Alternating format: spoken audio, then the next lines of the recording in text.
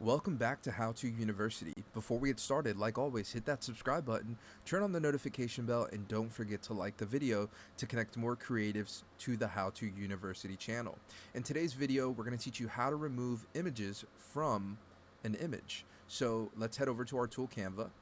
And let's say that your client is looking for an Instagram post and wants to remove some of the items that he sent over on his raw file. So we're going to go ahead and create this by clicking on that button, heading over to uploads and uploading or dragging the image that we want.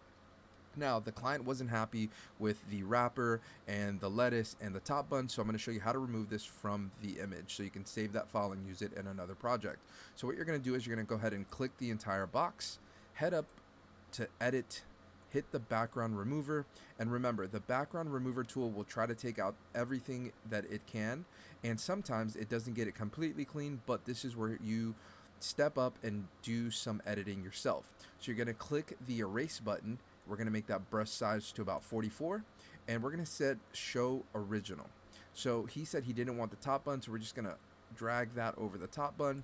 And also I see that it has the wrapper, so we're going to take all of that off. Try to be very careful not to take out anything else.